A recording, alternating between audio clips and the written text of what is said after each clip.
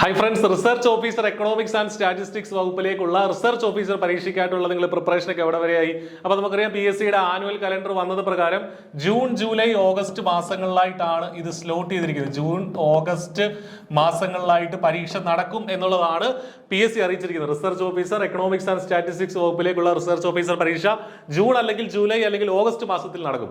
ജൂണിൽ തന്നെ പരീക്ഷ നടക്കും എന്ന് കരുതി വേണം നമ്മൾ പഠിക്കാൻ വേണ്ടിയിട്ട്. നമ്മുടെ മുന്നിൽ ഇനി ഒരു 5 മാസം അല്ലെങ്കിൽ ഒരു 5.5 മാസമാണ് ഇനി മുന്നിലുള്ളത്. വളരെ സിസ്റ്റമാറ്റിക് ആയിട്ട് പഠിക്കേണ്ട സമയം അതിക്രമിച്ച് കഴിഞ്ഞിരിക്കുന്നു. I+ന്റെ കോഴ്സ് ഇതുമായി ബന്ധപ്പെട്ടുണ്ട് എന്നുള്ള കാര്യം ആദ്യമേ പറയട്ടെ. വീഡിയോ ഡിസ്ക്രിപ്ഷനിൽ കോഴ്സിന്റെ വിവരങ്ങളും മറ്റുമൊക്കെ നിങ്ങൾക്ക് അറിയാം, ആ നമ്പറിൽ വിളിച്ചാൽ മതി. അപ്പോൾ നമുക്കറിയാവുന്നതുപോലെ ഈ പരീക്ഷയ്ക്ക് വേണ്ടിയിട്ട് ആർക്കൊക്കെ അപ്ലൈ ചെയ്യാമായിരുന്നു? നേരത്തെ കഴിഞ്ഞ 2025 വന്ന നോട്ടിഫിക്കേഷൻ ആണ്. സ്റ്റാറ്റിസ്റ്റിക്സുകാർക്ക് അപ്ലൈ ചെയ്യാമായിരുന്നു, എക്കണോമിക്സ് സ്റ്റുഡൻസിന് അപ്ലൈ ചെയ്യാമായിരുന്നു, മാത്തമാറ്റിക്സ് സ്റ്റുഡൻസിന് അപ്ലൈ ചെയ്യാമായിരുന്നു, അല്ലെ?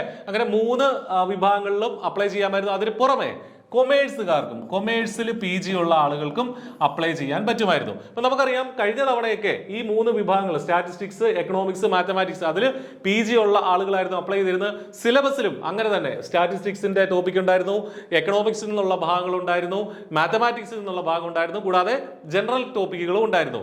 ഇത്തവണ ഉറപ്പായിട്ടും എന്തും കൂടെ ഉണ്ടാവും, കൊമേഴ്സിന്റെ ടോപ്പിക്കുകളൂടെ ഉണ്ടാവും എന്നുള്ള കാര്യത്തിൽ സംശയം വേണ്ട. കാരണം കൊമേഴ്സുകാർക്ക് പരീക്ഷയ്ക്ക് അപ്ലൈ ചെയ്യാൻ സാധിക്കും. അപ്പൊ നിങ്ങൾ അതും കൂടെ ചേർത്ത് വെച്ച് വേണം പഠിക്കാനായിട്ട്. പരീക്ഷയുടെ സിലബസ് നമുക്കറിയാം, പരീക്ഷയുടെ 3 മാസം മുന്നേ വരുള്ളൂ.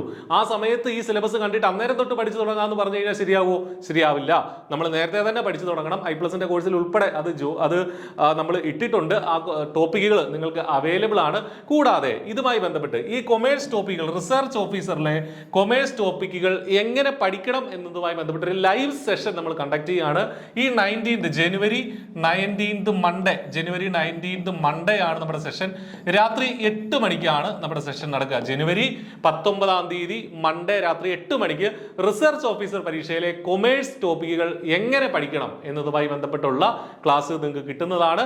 വീഡിയോ ഡിസ്ക്രിപ്ഷനിൽ ഒരു ഗൂഗിൾ ഫോം ഉണ്ട്, അത് ഫില്ല് ചെയ്യുക. കൃത്യമായിട്ട് നിങ്ങളെ കാര്യങ്ങൾ അറിയിക്കുന്നതാണ്, എങ്ങനെ ഈ പരീക്ഷയ്ക്ക് വേണ്ടി പഠിക്കണം എന്നുള്ള കാര്യങ്ങൾ. പ്രത്യേകിച്ചും കൊമേഴ്സ് ടോപ്പിക്കുകൾ എങ്ങനെ നമ്മൾ അപ്രോച്ച് ചെയ്യണം. റീസെന്റ് ആയിട്ട് നടന്ന ഒരുപാട് പരീക്ഷകളുടെ PG ലെവലിലുള്ള കൊമേഴ്സ് പരീക്ഷകളുടെ ടോപ്പിക്കുകൾ അല്ലെങ്കിൽ ആ സബ്ജക്ട് അല്ലെങ്കിൽ ക്വസ്റ്റ്യൻസ് അനലൈസ് ചെയ്ത് നമ്മൾ എടുത്തിരിക്കുന്ന ഒരു സെഷനാണ്, എടുക്കാൻ പോകുന്ന ഒരു സെക്ഷനാണ് ഈ പറഞ്ഞ ജനുവരി 19-ാം തീയതി മൺഡേ രാത്രി 8 മണിക്ക് നടക്കുന്നത്. അപ്പോൾ രജിസ്റ്റർ ചെയ്യാൻ മറക്കണ്ട, റിമൈൻഡർ വെക്കുക.